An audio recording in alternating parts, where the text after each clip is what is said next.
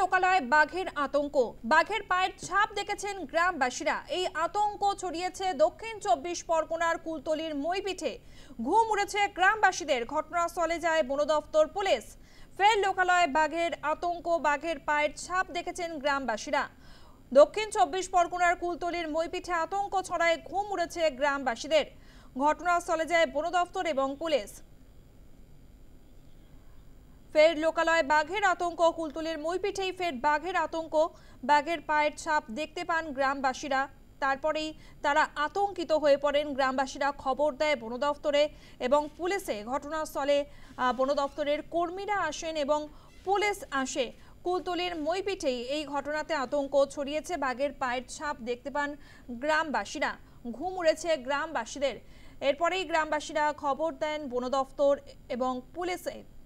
খবর দেওয়ার পরেই ঘটনাস্থলে আসেন বন দপ্তরের আধিকারিকরা এবং পুলিশ কর্মীরা। ফের লোকালয়ে বাঘের পায়ের ছাপ। কুলতলির মইপিঠে ঘুম উড়েছে গ্রামবাসীদের। আতঙ্কিত গ্রামবাসীরা। ঘটনাস্থলে যায় বন দপ্তর ও পুলিশ।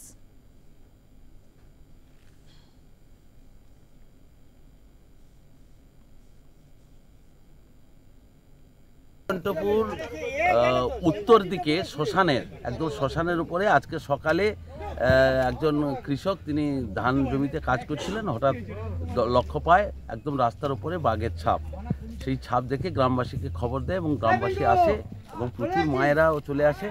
দেখা গেল যে একদম ভোরের দিকে সম্ভবত টাটকা পর বাঘ পেরিয়ে রাস্তার উপর হেঁটেছে এবং সেই শ্মশানের উপর দিয়ে জঙ্গলের ভেতরে হেঁটেছে। সেই দেখেই গ্রামের মানুষ আতঙ্কিত হয়ে পড়ে এবং বন দপ্তরে খবর যায়। বন দপ্তরের কর্মীরা তৎক্ষণাৎ কিছু বনকর্মী এসে পৌঁছান। বর্তমানে বেশ কিছু বনকর্মী এসে পৌঁছে গেছেন এবং সেই জঙ্গল তদন্তের জন্য বেশ কিছু গ্রামের মানুষকে নিয়ে জঙ্গলের ভেতরে যাওয়া হবে। আমাদের সঙ্গে ফোন লাইনে রয়েছে প্রতিনিধি প্রসেনজিৎ সাহা। প্রসেনজিৎ, বন দপ্তরের তরফ থেকে এখনো পর্যন্ত কি ব্যবস্থা গ্রহণ করা হয়েছে? দেখো, ইতিমধ্যে বনকর্মীরা ঘটনাস্থলে পৌঁছেছেন। তারা কুলতলির মইপিঠ কোস্টাল থানার পুলিশ কর্মীদেরকে সাথে নিয়ে এলাকায় তারা টহলদারি করছেন। তার কারণ পুলিশের তরফ থেকে এবং বনকর্মীদের তরফ থেকে পাহারার ব্যবস্থা করা হয়েছে, যাতে কিনা বাঘের যে আতঙ্ক, সেই আতঙ্কের যাতে গ্রামের মানুষদেরকে ভীত করে না ফেলে, সেই কারণে কিন্তু পাহারার ব্যবস্থা করা হয়েছে। তবে বন দপ্তরের প্রাথমিক অনুমান, বাঘটি লোকালয়ের দিকে এলেও সেটি কিন্তু পুনরায় জঙ্গলে ফিরে গিয়েছে বলে তারা মনে করছেন।